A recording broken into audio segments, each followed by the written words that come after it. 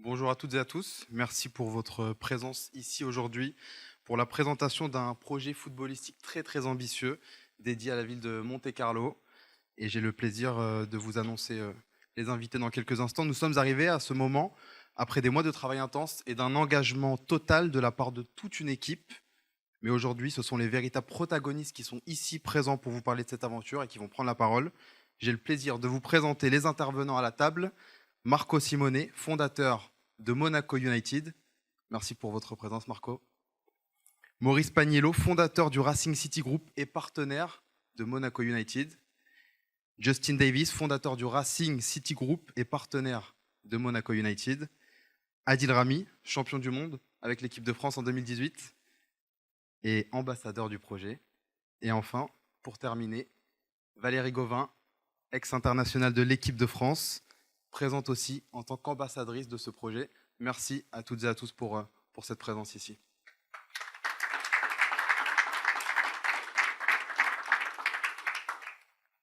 Qui veut commencer? Qui veut prendre la parole pour nous parler de ce formidable projet et commencer? Marco? Merci pour la présentation.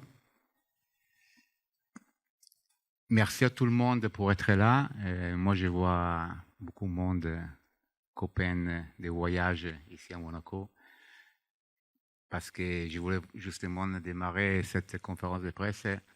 Il y a 25 ans, dans cet hôtel, carrément dans cet hôtel, j'ai signé mon contrat avec un club exceptionnel, historique, qui m'a donné lustre à ma carrière, même si j'avais passé une bonne période de ma carrière dans des clubs importants comme le Milan AC et le Paris Saint-Germain.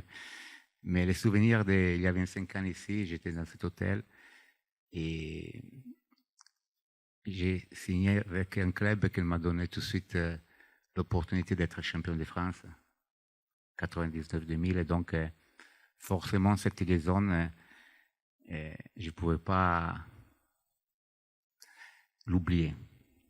Et tout mon parcours depuis l'année 2000, donc 25 ans, c'est à Monaco avec beaucoup de choses, surtout l'attachement à la principauté qui m'a donné beaucoup d'opportunités, à laquelle forcément je dois donner un remerciement particulier, à partir bien sûr de Monseigneur Albert, quelqu'un qui est fortement attaché à les valeurs sportives, quelqu'un qui, pour les valeurs de sa famille, il a hérédité cette passion pour le sport. Donc, pour nous, Monaco United, démarrer un projet dans un pays où le sport, c'est fondamental. Il est reconnu dans le monde entier parce que forcément, quand on pense à Monaco, on pense à la Formule 1, on pense à le tennis et surtout, on pense à un club comme l'AS Monaco qui a une image internationale et mondiale reconnue et aimée partout. Donc, la responsabilité personnelle avec le groupe United de pouvoir démarrer un projet, c'est une responsabilité très importante parce qu'on a des responsabilités vis-à-vis de la principauté, parce qu'on va développer une image de la principauté à niveau national, mais surtout au niveau international. Donc, la responsabilité, c'est importante. Et surtout la particulier du projet, parce que le projet, il est né dans ma tête avec mes partenaires sur une vision qu'il est pas l'opposé, il fait partie de mon milieu, mais il est carrément dans une autre direction, que c'est le football féminin. Donc, Monaco United Women Football Club, c'est le cœur de notre projet, parce que pour des visions différentes, mais avec des directions égales par rapport à Justin et à Maurice, on croit fortement qu'ici, à Monaco, il y a la possibilité de développer du football féminin avec de la qualité, avec la construction des projets, avec le développement des projets et surtout avec l'amélioration du projet parce que depuis presque 2 ans, je me suis immergé dans le football féminin et j'ai retrouvé des choses que personnellement j'ai vécues dans ma carrière, des choses sur lesquelles c'était prioritaire s'appuyer dans ce sport-là. Donc je trouve que ce milieu-là, c'est quelque chose d'unique pour beaucoup de choses inexplorées. Et donc on est là pour le développer, pour l'améliorer, parce qu'on croit beaucoup dans cette direction. C'est évident qu'on a aussi l'opportunité, chose que ce serait fait pour le football masculin, parce qu'il y aura aussi une équipe masculine senior dans le Monaco United, surtout avec un développement académique, parce qu'on veut donner la possibilité aussi à la section masculine de pouvoir développer les joueurs locaux, mais surtout un travail académique avec la possibilité des joueurs étrangers de pouvoir venir et entrer dans la Monaco United Academy avec un programme, un projet qui va permettre à les joueurs qui arrivent de l'extérieur de pouvoir être là, être logés, faire du football et suivre et continuer à suivre l'école. Donc il y a un projet école football académique par rapport au football féminin et aussi le football masculin. Donc la réception des joueurs et joueuses pour l'académie. Donc 2 équipes seront inscrites au championnat. Toutes les démarches sont en train d'être faites. Il y aura une école football féminine. Pour cette année, l'école football féminine sera représentée par une ou plusieurs équipes avec l'âge entre 6 et 11 ans pour les filles. Et donc, pour cette année, vu que le voyage a été très long et on est arrivé un peu short pour préparer le début de la saison, on va démarrer avec 2 équipes, une féminine et une masculine, plus une école de football féminin. Je me suis préparé rien parce que c'est comme quand j'étais footballeur. Je ne prépare rien, donc je travaille sur l'instinct. Je suis très excité pour ces projets-là.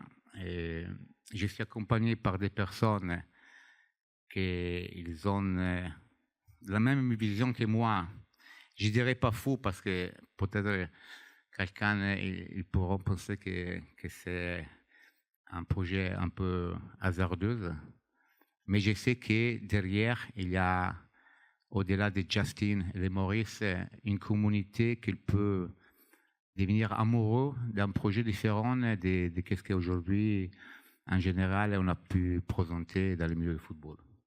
Donc, j'espère et je suis sûr que même avec les difficultés que n'importe quel projet il peut trouver sur la route, notre passion, notre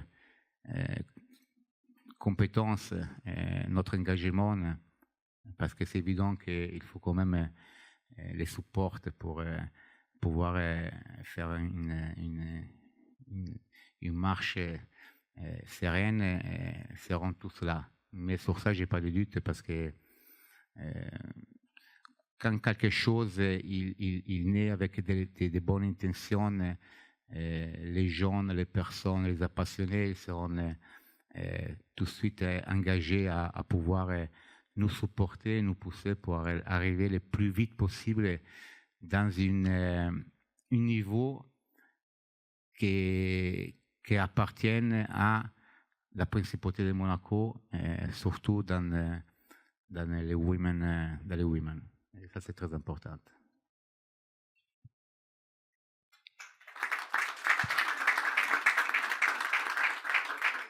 ça, c'était bien sûr l'introduction professionnelle et romantique. Et donc, là, je vais laisser la parole d'abord à Maurice et Justine, qui sont deux personnes avec lesquelles j'ai croisé sur ma route, passionnées comme moi du football et des projets. Et ça, c'est important parce que des fois, on peut avoir des visions, on peut avoir des idées,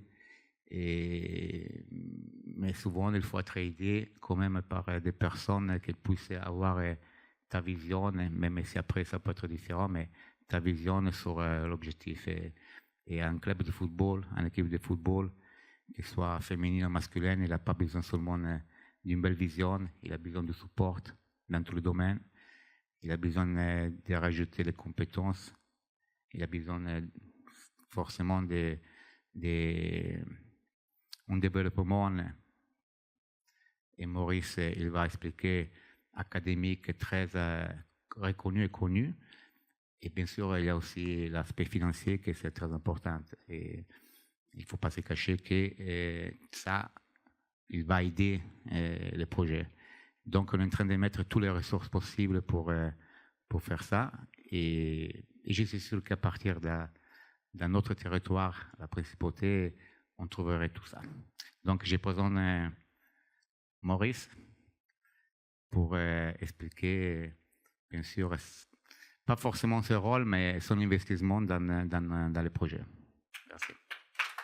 Merci pour cette très riche présentation, Marco. On va laisser la parole à Maurice Pagniello, fondateur du Racing City Group. You can start, Maurice. Thank you. Thank you. I'm going to say it in English. Thank you for being here, everybody. It's an honor to be here and to see our friends and collaborators and workers from around the world. So thank you for being here on this such important day, 9th of June. Today is a landmark for us because normally when people think of Monaco, they think of luxurious lifestyle and good life and luxury.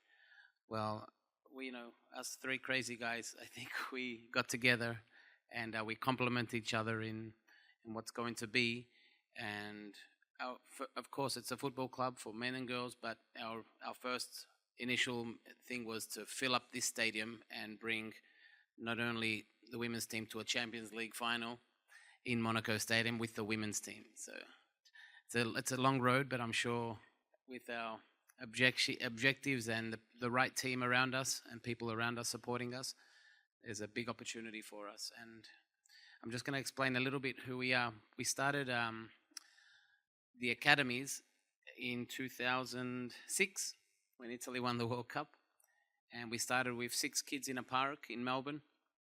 And when I retired playing football, I said, Australia needed this professionalism of football. So we started with 6 kids, and today we're at 28,000 almost affiliated in Canada, Australia, America, our major cities or countries. Then, of course, from Geneva, we created football clubs. Today we have 12 football clubs around the world, 5 in the USA, in a semi-professional league. So there we have to buy the license to become professional. So we're professional people in a semi-professional league. By 2028, we hope to have over 100,000 registered students affiliated under the Racing City Group brand. And I think almost 50% of that will be women's development. And so that's a bit of our history. And why Monaco? Monaco because we think this country, this great country, is very popular for its sports. But we think with our academies and our interest or the services we give to all our clients around the world, Monaco is a great destination for them, not only to enjoy life, but also to be able to develop and become something of themselves, to study and play in our residential programs. We have residencies on the border as well of Italy. Justin will get into that a little bit more. The project is, it's male and female. We're not going to, tend to, but, I think we're starting from D5 or D4 in our league. So that's a 5-year plan we have for the girls to be up competing at a world-class level and bringing the Monaco name in the world for that football as well. other than that, I'd like to just thank you again. And it's very simple and short. Less words, but more work. So thank you again for being here, everybody.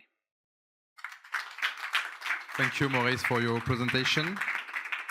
On va donner la parole à Justin Davis. Very good. Thank you. Good morning, everyone. It's a pleasure and an honor to be here today. It's great to have you all here with you all, and I'd like to extend a warm welcome to everyone, and especially everyone joining us via a live link. I appreciate everyone that's logged in this evening across the world. Today is more than just a press conference for us. It's a moment of history, and we're proud to be writing that history here in Monaco, one of the most prestigious countries in the world. What an extraordinary place for us to launch such a prestigious project, Monaco United. Being here, launching this vision in Monaco is something that we don't take lightly. We recognise the rich sporting and cultural legacy of this principality, and it's both a privilege and a responsibility now to be part of the legacy of this team moving forward. As we unveil Monaco United today, I want to make it very clear. We're not simply building a football team, we're building a football institution, one that is serious, sustainable, and built to last. We're already making major investments in the club's infrastructure, both our junior academies and our senior teams. We're thinking very long term.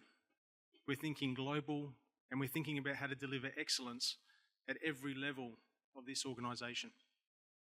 Over the next 12 to 18 months, our rollout will include acquisition of dedicated accommodation, including hotels to house both local talent and many international players who will be joining us from across the world. We'll be expanding our academy system, ensuring that young players, especially young women, have professional, world-class facilities and a pathway to success. Our mission is to surround ourselves with the very best, the best in the world. This means significant investment, not only in top players, top-level players, but also attracting the best coaching talent available to us and any high-performance team analysts that we'll be engaging, trainers, specialists dedicating to giving our players every tool for success. As the CEO of Racing City Group and one of the owners, I want to personally commit my vision to this project. I'm putting everything towards this project to make sure that we are connected with Monaco, both locally, internationally, and beyond this country. Our mission is ambitious. It's very clear. But we want to build one of the world's biggest and best football clubs in the world. I know it's very ambitious, but that's what we want to do. And to lead the future of women's football. Our goal is to make sure that we are the leaders in women's football, and that's why we're surrounding ourselves with the best. We're not just part of Monaco's football story, we're here to shape its future. So thank you all for being here today. I really appreciate it. It's an honor to actually be here in front of everyone here today. It's a long time coming, and it's very special to be with people like Marco Simone, with Maurice Bagnello, very good friend of mine, a great partner of mine. It's been a pleasure working with both of you to date. We've got a long road to go. I'm very excited. And I'd like to thank you again for being here and sharing this moment with us. Thank you again. Thank you, Justin. Merci, Justin, for the presentation. On va donner la parole aussi à... Oui, Marco, vous avez un mot à dire. Je prends un peu ta place. Dites-nous. Et justement, on a parlé nous les trois, mais aujourd'hui, avoir dans cette présentation le soutien du représentant du football féminin et du représentant du football masculin, très imprégné dans le football féminin parce qu'on a eu la manière de parler. Et c'est très important. Et donc, on les remercie parce que c'est un signe de soutien important pour nous.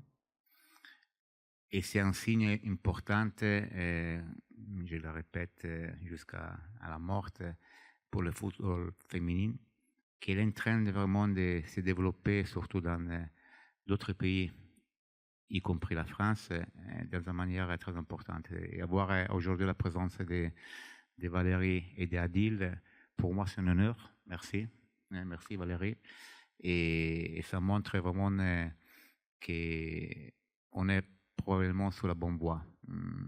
Leur présence, pour nous, ça signifie beaucoup. Donc, je passe la parole à Adil, à Valérie, qui, moi aussi, bien sûr, je connais, mais Valérie, c'est comme nous, une ancienne joueuse avec un parcours exceptionnel parce qu'il a joué pour beaucoup d'années avec beaucoup de présence à Montpellier, club référence avant l'épopée de Lyon et Paris Saint-Germain. Et il a représenté une quarantaine de fois l'équipe de France, sans oublier le parcours dans les jeunes. Donc, pour nous, c'est très important sa présence et donc je te passe la parole, Valérie. Merci. Valérie, ambassadrice de ce projet également. Bonjour à tous, merci d'être venus. Pour moi, c'est tout nouveau. Je suis très contente d'être ici. Merci de m'avoir invité. Je trouve que ce projet est une belle opportunité pour développer le foot féminin et on en a besoin encore et encore pour progresser, que ce soit en termes techniques, d'infrastructure. Et je pense que ce projet est bien parti pour justement faire progresser tout ça. Donc encore une fois, merci de m'avoir invité et je souhaite que ça marche vraiment au fur et à mesure et que ça apporte beaucoup au foot féminin. Merci Valérie Gauvin. On va donner la parole à Adil Rami. Et bien sûr, Adil, lui, il a gagné la Coupe du Monde, moi, je ne l'ai pas gagné. Donc, c'est un honneur lui passer les micros parce qu'il représente le football, la France, et sans parler de ses anciens clubs parce que quand on pense à qu'est-ce qu'il a pu faire dans sa carrière, c'est exceptionnel. Donc, Adil, merci déjà pour être là. Merci. Bonjour tout le monde. J'ai absolument rien préparé. Comme vous le savez, je suis en mode freestyle. D'autant plus que mon anglais, il est pas très bon. Ça dépend à quel moment de la journée. J'ai un parcours atypique. J'ai connu le monde amateur. Je suis arrivé dans le monde professionnel dans le tard, à l'âge de 20 ans. Et je suis un amoureux, un passionné du football. J'aime parler football avec des personnes qui me ressemblent, qui ont la passion du football. Et c'est vrai que depuis quelques jours, j'ai la chance de partager football avec mes amis, même si c'est un italien un petit peu bancal et un anglais un peu bancal. Mon espagnol, il est plutôt pas mal. Mais c'est vrai que quand on m'a parlé du projet, Monaco, les ambitions, le football amateur qui veut grandir avec cette ambition, le football féminin que je regarde, que je soutiens, je crois qu'il m'a fallu peut-être 15 secondes pour me dire waouh. Je me suis dit, là, c'est quelque chose d'énorme.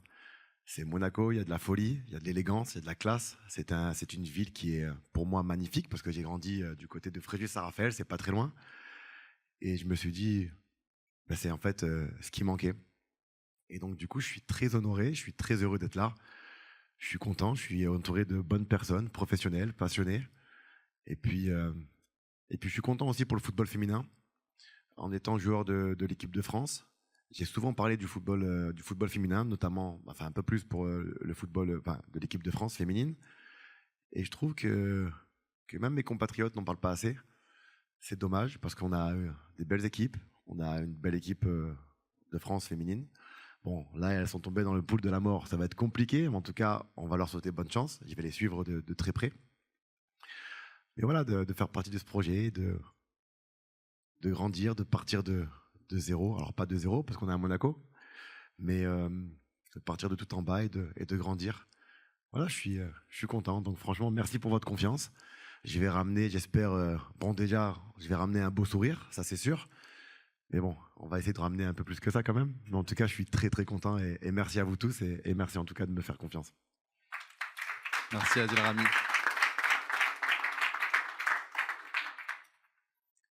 Si des personnes dans la salle ont des questions peut-être à poser, on va donner le micro.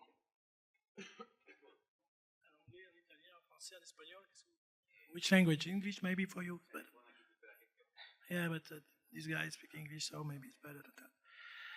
So I thank you for the project. We can feel that energy and ambition is very important for this kind of project, and also professional things, because to start a project like that is everybody is excited. That's a very, very good part how you present your project. I'm a good friend of Marco, of course, and I'm a local guy. I'm vice president of the team of Prince Albert, Barbachan. So I know the football in Monaco. He knows that. So I'm very excited with that, and I will support you, of course, 100%. But I have two questions, more for you, maybe. The first one is the budget. How is your situation? I mean, what is your plan for the budget now, but also in the future? If you can grow the steps, I mean, what is your objective? How you can grow that? And it's very important, the budget, because I think we can help you for the sponsor. That's a little bit the key of the success. And the second one is the structure, because in Monaco, the difficulty is to find a structure, to find the camp, maybe to build a camp or something like that. Do you have project about that also? Because you're talking about academies and things like that, and you need the spaces. That mean, so you have already an idea about evolution of that, and so thank you anyway.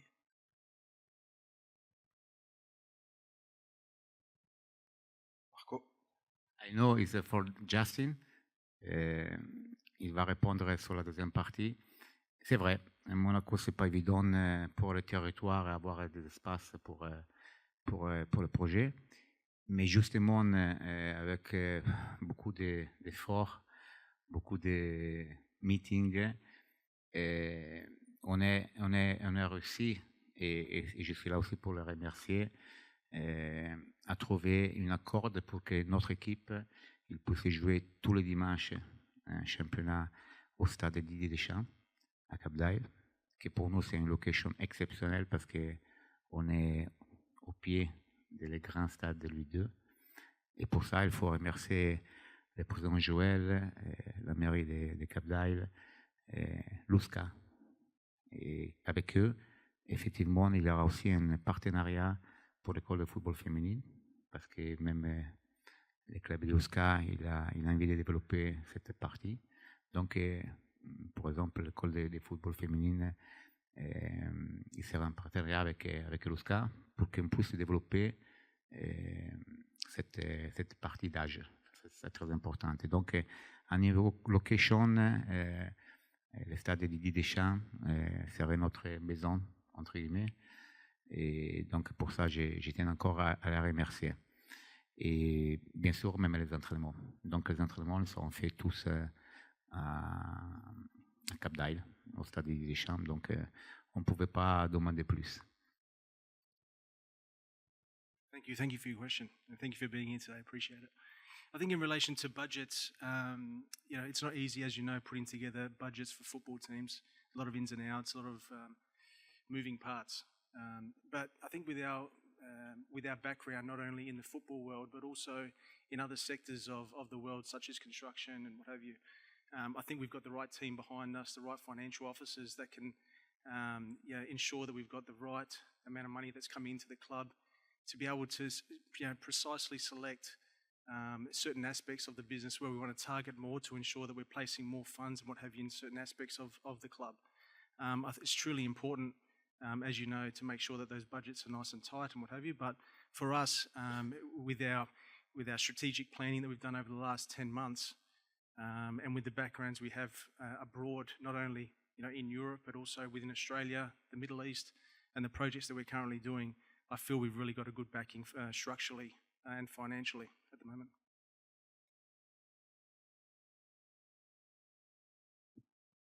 Quelqu'un d'autre? Oui.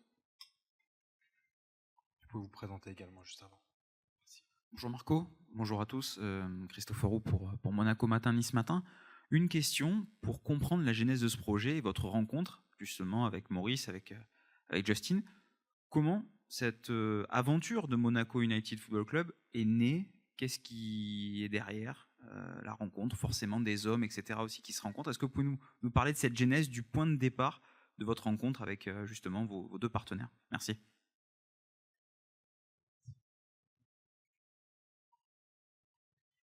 Mais la genèse, c'est très simple. Moi, en tant que ancien footballeur depuis 12 ans, 13 aujourd'hui, coach professionnel. Notamment, j'aime toujours me souvenir et vous souvenir que ma première expérience en tant que professionnel, c'est l'AS Monaco. Donc, j'ai coaché l'AS Monaco Football Club comme première étape de mon parcours d'entraîneur. Forcément, dans les milieux, on croise, on connaît, on abandonne des personnes, personnages qu'on croise. Et Maurice, c'est quelqu'un que j'ai croisé depuis des années. Et avec lui, on a déjà fait des projets, notamment aux Émirats. Avec Maurice, c'est grâce à lui que je suis allé entraîner aux Émirats avec un club professionnel. D'ailleurs, c'est Al Daïd Sport. Et ensuite, j'ai pris le rôle comme directeur technique du Paris Saint-Germain pour les académies aux Émirats, et Dubaï et Abu Dhabi. Et donc, ça fait des années que moi et Maurice, on se connaît. Et quand on est dans le milieu du football, par connaissance, on connaît d'autres personnes, et c'est le cas de Justin. Justin, c'est quelqu'un que j'ai connu grâce à Maurice, et comme c'était il y a une fois à table ou dans un garage ou dans n'importe quel lieu, quand on parle de football, ça sort des choses qui sont communes entre nous, des visions qui sont communes entre nous. Et donc, l'idée sur laquelle, sûrement, moi, je suis le plus, comment dire, attentif et motivé, c'est vraiment le développement, la construction, le développement, l'amélioration du football féminin. Dans ce cas-là, bien sûr, c'est Monaco United. Parce que peut-être il y a des années, c'était quelque chose que ça ne me touchait pas forcément, mais si on entre dedans, on voit des choses exceptionnelles. On a un invité d'honneur ici qui représente la presse espagnole. Je ne sais pas si je peux dire le nom parce que c'est de la publicité, mais c'est Marca. Marca, c'est la référence pour l'Espagne. Donc, M. Gallardo, c'est les meilleurs représentants de Marca, au Marca. Désolé, je ne parle pas trop bien espagnol. Toi, comment on dit Marca. Et je pense qu'il ne peut pas dire le contraire quand j'ai dit, si je regarde les championnats de football féminin en Espagne, et moi je regarde tous les matchs, quand je regarde Barcelone, Real Madrid, jusqu'à Valence, que cette année en Espagne est arrivée dernière, malheureusement, il y a une qualité dans les jeux, il y a une qualité dans la philosophie du football que ça t'appassionne forcément. Et donc, tout ça, ça a été dans les argumentations avec Justin et Maurice pour cette idée de développement. Très bien. D'autres questions?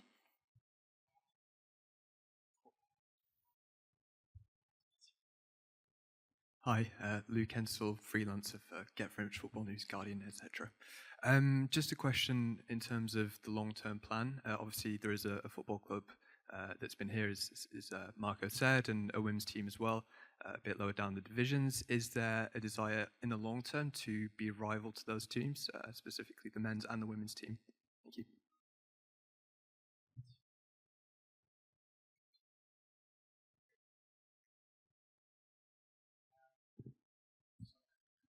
Look, I think our biggest rival today is ourselves. We've just come to complement and not to compete. AS Monaco is a world-class brand and always will be. And we're our own competition. We are just coming to try and build something new, to new ways of getting people to the stadium, which the women's football isn't followed that much. Our partners from Italy have, for example, today we have 150 kids on a training field, boys and girls in Menton for at the moment, where we're doing the OD camp. So we'll be. The idea is to build a new club, a new way of thinking, development, a service, and to make football fun. And especially, of course, I keep going back to the women's football, even though we have one of our star signed players here, Hope, coming back from retirement. No, on a note, I think the most important thing is we're going to try and complement the other clubs, not to compete. This is for sure. There is no competition against.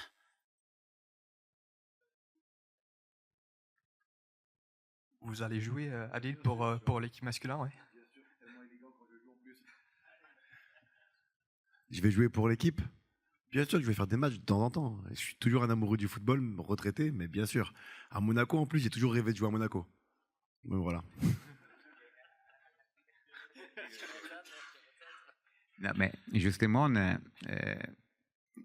c'est vrai que jouer au football, c'est quand même une entreprise et il faut aussi rajouter du spectacle. Donc, l'idée, parce que si on pense au football masculin, nous, comme dans les féminines, on part de loin, donc position dernière. Donc, on est là, on n'est pas là pour déranger, on est là pour mettre de la qualité et peut-être améliorer la concurrence. Donc, l'idée, mais ce n'est pas une idée, c'est le projet qui, par rapport à niveau, par rapport à l'âge qu'on a, parce que quand tu as un certain âge, tu ne peux pas forcément jouer des matchs. On va créer entre 3 et 5 wildcards où Adil s'engager et serait un licencié pour jouer des matchs. Donc peut-être que vous allez le voir une fois, ou peut-être plus, parce que peut-être prendre le plaisir à partager, pas forcément l'obligation de jouer, partager son expérience, ses qualités de temps en temps avec des joueurs qui forcément seront des joueurs amateurs. Et parce que moi, ça m'est arrivé quand tu joues avec les joueurs qui sont considérés amateurs parce qu'ils n'ont pas touché le milieu du football. C'est un bon moment. Non, c'est un bon moment pouvoir donner des conseils, être à côté. Donc, du moment qu'Adil s'est engagé pour la signature, on pourrait presque dire que c'est le premier joueur officiel de la Man United. Mais c'est une opération sympa, comme je dis. Souvent, on parle beaucoup, non? On parle beaucoup de football amateur, on parle beaucoup de football féminin, non? Mais on parle et on ne fait pas. Non? On parle, mais on ne fait pas. Et donc, ça, c'est une occasion pour pas parler et faire. Donc, pouvoir donner la possibilité à des joueurs, je ne dis pas joueuses, mais joueurs, parce qu'Adil, forcément, il va jouer de l'autre côté. Je trouve que c'est une opération sympathique pour donner aussi visibilité. Donc, ça donne visibilité de voir dans l'équipe Adil Rami et peut-être quelqu'un d'autre. Non? Sorry, just touching back on your comment, I just wanted to just say something. And I think Morris touched on it earlier.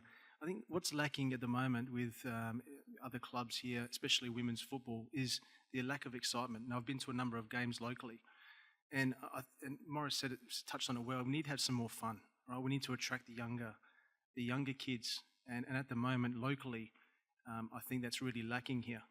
We need to get some more kids to the ground. We need to have that bit more of a fan base. And that's what we would like to establish locally here in Monaco. I think that's what it requires. It's not only just Monaco, it's even Italy. The women's football itself is lacking excitement. And I think that's what we need to bring. And I think that's what Racing City Group brings, as you can see with what we're doing around the world. It really does bring a difference. And that's where we want to make the change in Monaco.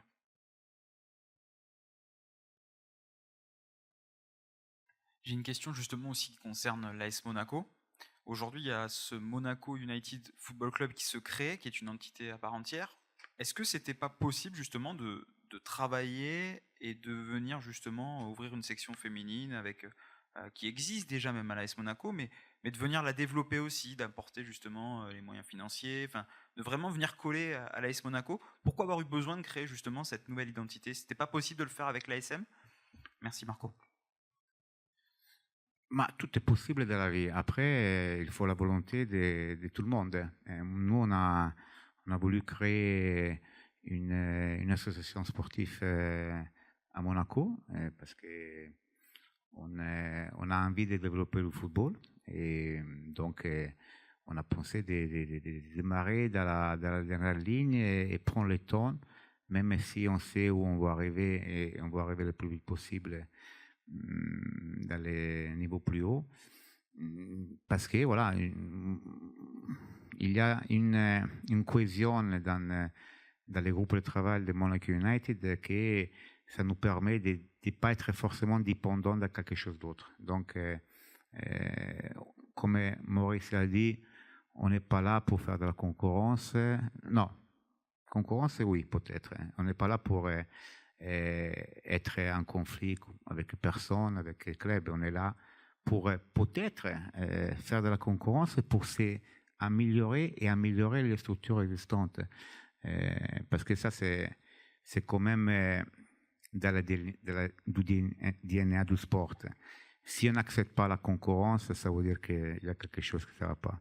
La concurrence, il nous aide à améliorer nous, il aide à améliorer les autres et vice-versa. Avoir la présence déjà d'une équipe féminine, ça peut seulement nous aider et en contrepartie aider les autres. Et on ne peut pas, dans ce contexte-là, mettre en milieu l'ASM Football Club. On parle de notre planète. Je ne dis pas qu'on parle de notre sport, mais je dirais l'AS Monaco Football Club, c'est l'histoire. Il fait partie de l'histoire du football français, du football international. C'est une institution qui doit être respectée tellement grande qu'on n'est pas là pour penser d'avoir n'importe quelle comparaison avec l'AS Monaco.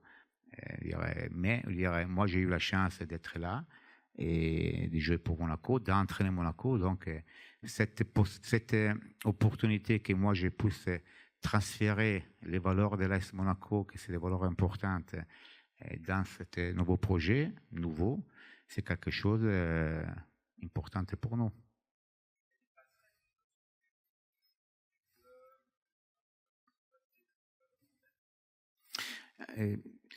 En France, que c'est un peu différent dans les autres pays, il faut toujours penser qu'un club, il peut exister s'il y a une association. Et l'association, une association, même ici, même en Italie, parce que quand je pense à AS Rome, c'est Association Sportive Rome. Donc, l'association, c'est l'élément fondamental de n'importe quel club. Donc, les passerelles, les interchanges, la communication, les relations, je pense que ça va être la base pour pouvoir donner à tout le monde de grandir. Moi, j'ai vécu grande part de ma vie à Milano. Et à Milano, il y a deux grands clubs qui existent dans la même ville, Milan et Inter, avec même le support de la même ville. Et au-delà de la concurrence et de l'antagonisme qu'il y a dans la compétition sportive, après, il y a une relation, une collaboration, une motivation dans tous les côtés pour s'améliorer. Ça, c'est seulement un avantage pour tout le monde. Donc, notre esprit, c'est ça. Et ça ne peut pas être quelque chose de différent. Donc, bien sûr, l'ouverture, ça va être toujours l'ouverture pour tout le monde. C'est pour ça que d'ailleurs, on a essayé de grandir les projets dans différentes directions. Women Football Club, donc l'équipe féminine, qui c'est le cœur du projet.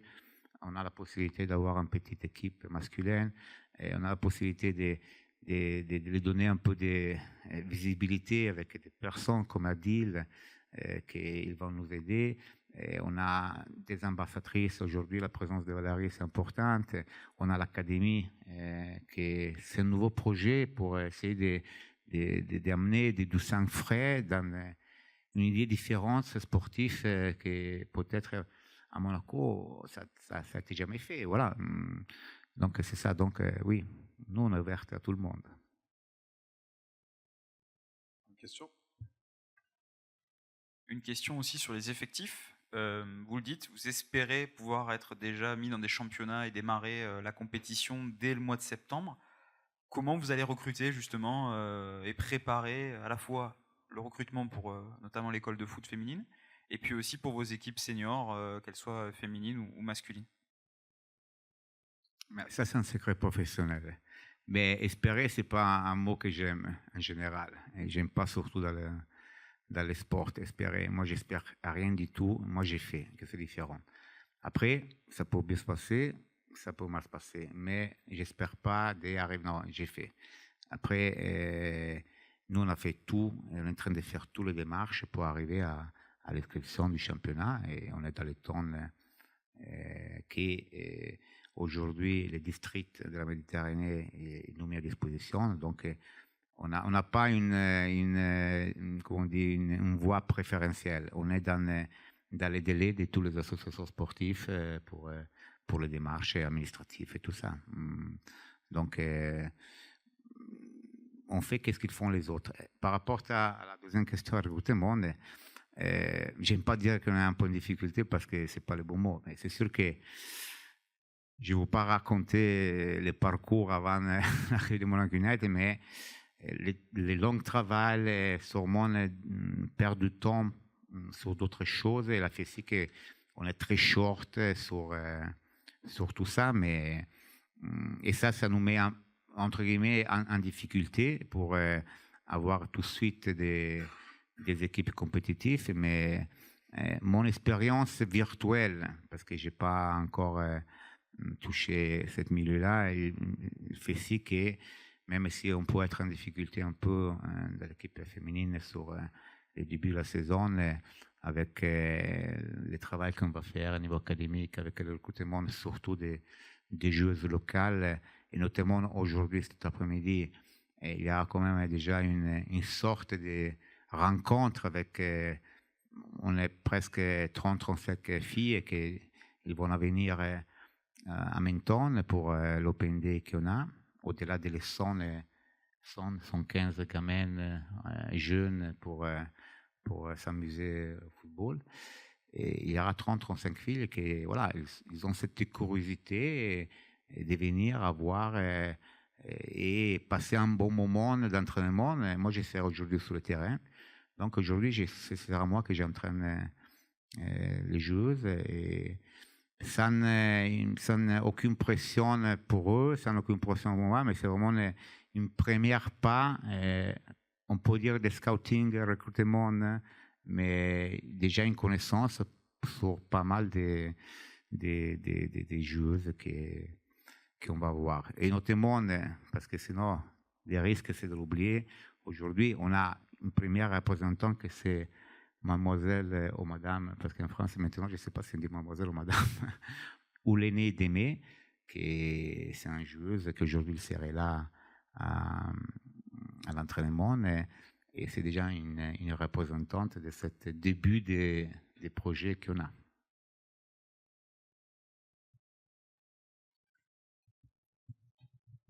Je veux juste apporter une petite précision, monsieur le journaliste. On a parlé de l'AS Monaco Football Club, d'accord, par la section professionnelle, et non pas de section féminine. La section féminine à Monaco, le football féminin, dépend de l'association dont je suis membre, et donc c'est complètement indépendant. C'est-à-dire qu'aujourd'hui, les professionnels, ils ne veulent pas d'équipe féminine, enfin les décideurs, peut-être qu'ils vont avancer, mais en tous les cas, je pense qu'ils ne croyaient pas trop au projet existant. Peut-être par la structure, par les gens, on ne sait jamais, ça, ce n'est pas la question aujourd'hui. La création de Monaco United, ça répond à un besoin aujourd'hui, et surtout, ça crée de la motivation. C'est pas de la mauvaise concurrence, c'est la concurrence saine. Si vous avez quelqu'un qui peut vous apporter, et je pense que les moyens sont complètement différents, l'état d'esprit est différent, les relations sont différentes, le network, les connexions sont différentes. Donc tout ça, ça ne peut être que bénéfique si on parle que de football féminin. Et il n'est pas idiot d'envisager que peut-être un jour la section professionnelle fera un pas vers ceux qui leur semblent les plus ambitieux et les mieux structurés. Donc il ne faut pas dire qu'aujourd'hui l'AS Monaco FC professionnel, on va sur ce territoire-là, enfin vous allez sur ce territoire-là, parce que c'est pas vrai. Voilà, c'est tout. C'est un plus, je pense, pour l'activité. Il y a aussi les écoles de football qui sont surchargées, donc le fait d'avoir des structures qui peuvent accueillir encore plus de jeunes, de filles, tout ça, c'est extraordinaire. Moi, je trouve ça super. Mon seul souci, c'est les infrastructures, mais sur l'état d'esprit, comment vous montez tout ça, il n'y a pas de rivalité, il y a quoi que c'est un espace qui existe et qui va être bénéfique pour tout le monde. Et voilà, je voulais intervenir parce que, comme j'ai dit, il y a 25 ans, moi j'ai signé le contrat comme joueur de Monaco et je me retrouve là 25 ans après à présenter un projet important, nouveau, qui donne beaucoup d'espace bien sûr à les women, à les femmes. Et je voulais remercier quand même et surtout la présence de quelqu'un que j'apprécie et que pour X raisons il m'a appuyé sur cette vision parce que c'est une personne visionnaire aussi, que c'est la présence de Monsieur le Président du Conseil national, Thomas Bresso. Et il y a un maillot dédicacé là pour vous. Et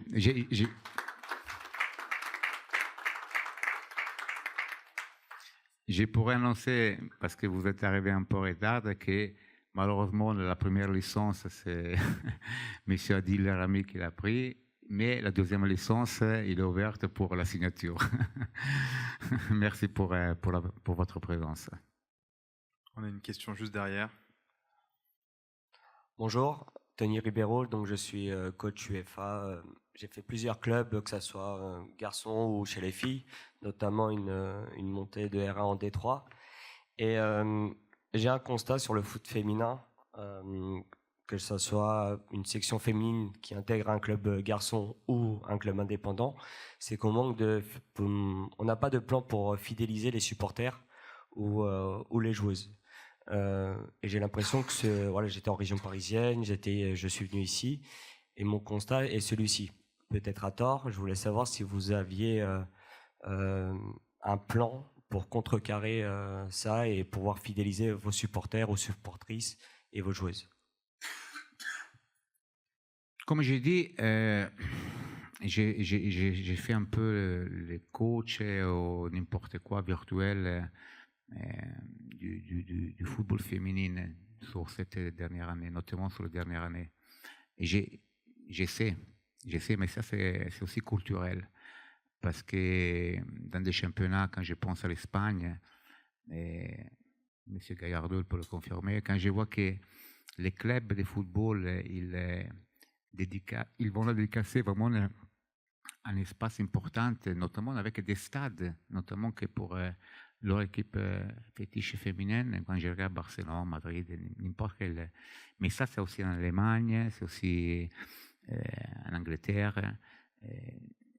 Donc, c'est culturel. La France, moi, je pense que, comme pour le foot masculin, il a des ressources incroyables pour culture, pour origine, pour plein de choses. La France, il a un bassin de joueuses, je pourrais dire, presque comme l'équipe de France, sur une projection, parce qu'il y a de la qualité.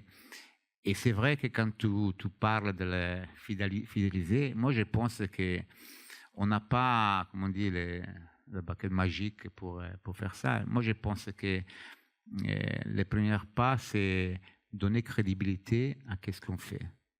Et dans la crédibilité, il y a les contenus, les compétences, et la passion qu'on va mettre dans ce milieu-là. Ça m'est arrivé souvent, tu vois, d'avoir la question de, mais pourquoi football féminin?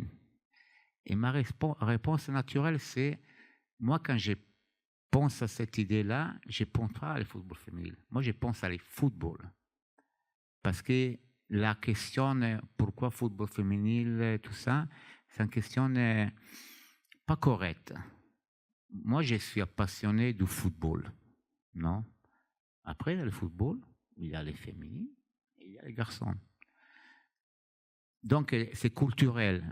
Dans certains pays, et ça n'existe pas. Dans certains pays, comme ils ont fait, je pense que, comme j'ai dit tout à l'heure, la crédibilité de ce qu'on fait, les contenus qu'on met de ce qu'on fait, et après, plein d'autres choses. Et forcément, je suis convaincu que les gens ils vont s'appassionner. On a une question juste derrière. Et bonjour, je m'appelle Xavier Zamorano, je suis journaliste, mais je suis aussi entraîneur et parent de joueuses. Aujourd'hui, votre projet intéresse beaucoup d'enfants, j'ai vu par rapport à mon club, et de joueuses de 13, 14, 12, 15 ans. Je voulais savoir si demain, par exemple, elles viennent à intégrer votre académie et que vous n'avez pas assez d'effectifs pour faire une équipe ou dans un championnat, que vont-elles devenir en fait? Comme j'ai dit tout à l'heure, on n'a pas la baguette, je dis en italien, magique. C'est une question de tempistique. Aujourd'hui, on n'est pas dans la condition ni pour structure, parce que comme j'ai dit tout à l'heure, aujourd'hui, pouvoir jouer les matchs des championnats au pied du Stade Louis II, pour nous, c'est une victoire, c'est une référence être là. Mais par rapport à les équipes et tout ça, on n'a pas le temps de pouvoir créer d'autres équipes, donc que ce soit le moins 19, le moins 18, 17 et tout ça. Aujourd'hui, le temps, il nous met dans la condition, et ça va être pour cette saison, d'avoir 2 équipes. Donc, on a l'équipe women, femmes, on a l'école football pour les filles, et la tranche d'âge, c'est entre 6 et 11 ans. Donc, l'idée, c'est avoir minimum une équipe composée minimum pour des 12 joueuses. Après, vu que c'est différent que la première équipe, on va voir la demande 20, 30, 40, 50. Vous inquiétez pas, on va trouver la solution pour pouvoir trouver la place pour les entraîner. Donc, ça ne nous inquiète pas. Mais on ne pouvait pas inscrire 10 équipes comme un club normal. Il y a des temps qu'il nous met dans la condition de pouvoir seulement procéder avec l'inscription des 2 équipes et l'équipe. Parce qu'en plus, l'école de football, il ne va pas être inscrit. L'école de football féminine, il a seulement l'obligation de participer à 10, 15 plateaux dans la région. Donc, ils ne vont pas faire un championnat. Donc, la réponse, c'est le temps. On n'a pas eu le temps.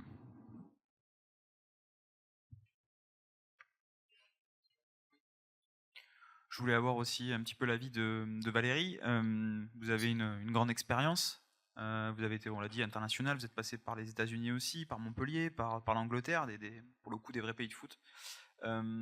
Qu'est-ce que vous espérez pour cette équipe féminine avec votre expérience, votre vécu et votre regard? Merci.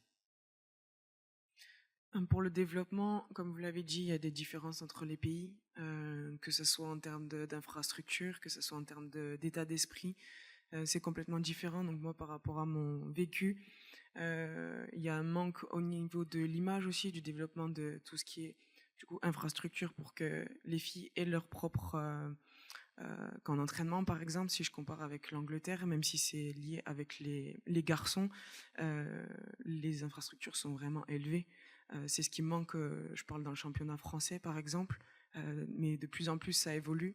Et par rapport aux États-Unis, c'est vrai qu'ils mettent des moyens en termes d'image, de développement de sponsoring, de marketing. Après, on sait que les États-Unis vont en grand. Voilà, aujourd'hui, le projet, c'est justement de développer cette image-là, de développer aussi les compétences des filles au fur et à mesure. Et voilà, de mettre aussi, que ce soit les éducateurs et un projet de jeu pour justement faire évoluer tout ça.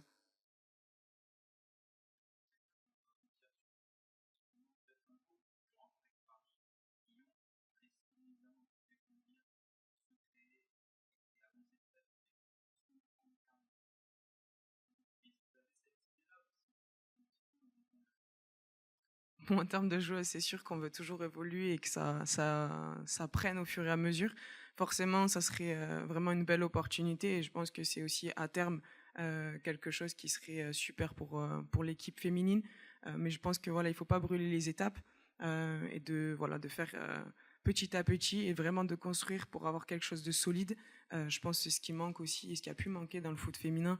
Moi, j'ai commencé avec les garçons. Donc j'ai pu évoluer en termes de niveau et on voit qu'aujourd'hui il y a beaucoup plus de féminines et du coup qu'elles puissent jouer ensemble et que le niveau augmente au fur et à mesure des années. Mais voilà, il ne faut pas brûler les étapes pour que justement il y ait une base vraiment solide et qu'on puisse après évoluer en termes de niveau.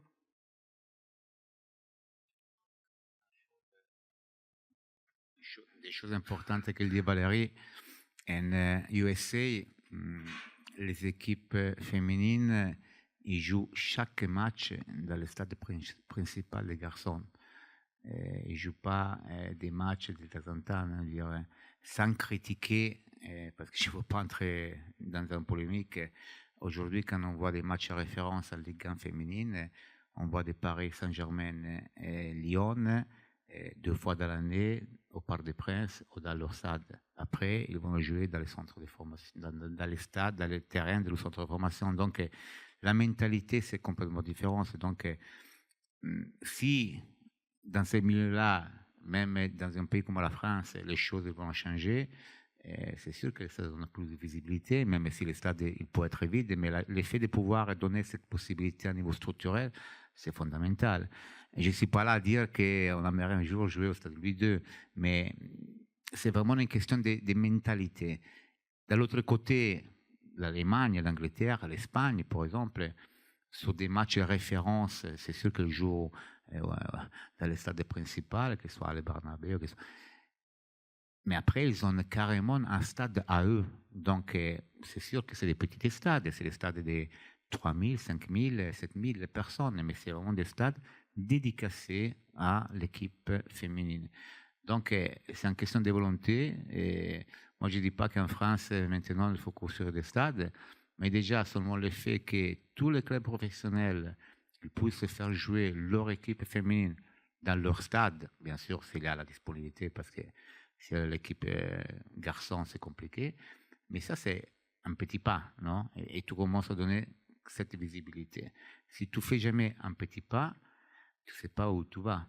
Si tu restes toujours sur une mentalité où non, ça, c'est pas possible, tout ça, voilà. Donc, on va arriver, on peut arriver, on ne sait pas. Mais je reviens à ta question tout à l'heure, et qu'est-ce qu'il dit Valérie? C'est une question de mentalité et volonté. Encore une dernière question, si vous en avez une. Répondu à toutes les questions alors. C'est bon? Écoutez, merci messieurs. Une dernière? Allez, dernière pour la route. Juste, je reviens sur la question du budget pour bien se rendre compte de ce que devient petit à petit ce Monaco United. On parle de milliers d'euros. On est sur quelle fourchette à peu près pour votre investissement, votre soutien à ce projet? Est-ce qu'on peut avoir une échelle, une idée pour bien comprendre? Regarde, je vais vous répondre avec les statistiques. Aujourd'hui, si on part dans la Ligue 1, les budgets, sans savoir la somme précise, de Lyon et de Paris Saint-Germain, ils touchent entre 12 et 15 millions d'euros, ou 10 et 13, on va dire. Ça, c'est les fourchettes. Et en sachant que la moyenne des salaires dans ces deux équipes, c'est assez élevé parce que ça peut toucher 15-20 000 euros de moyenne. Tout le reste du championnat français, on touche des moyennes de salaire entre 1 500, 2 000 euros, 2 500. Donc, et on parle de Ligue 1. Okay? Et alors, les budgets aussi de tous les autres, on dit 10 clubs du championnat de France Ligue 1, ils ne sont pas forcément celui-là de Lyon ou de Paris Saint-Germain, c'est des budgets assez bas.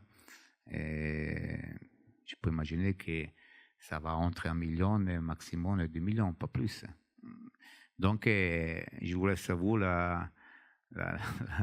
l'envie de pouvoir imaginer. Aujourd'hui, que ce soit Monaco United ou l'autre équipe féminine à Monaco, on ne peut pas imaginer qu'il y a 10 millions d'euros de budget. Donc, il y aura le budget nécessaire pour faire si que les équipes de Monaco United seront compétitives pour le championnat et faire grandir tous les projets. Merci messieurs, merci Valérie pour votre présence. Merci à vous d'être venus, d'avoir participé à cette conférence de presse. Et longue vie à Monaco United. All the best for the project. Thank you very much. Merci.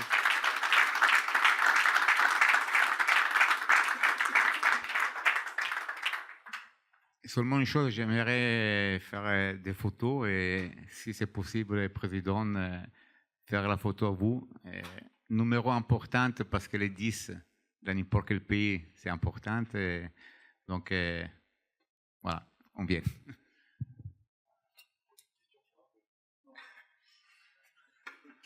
lui a dit.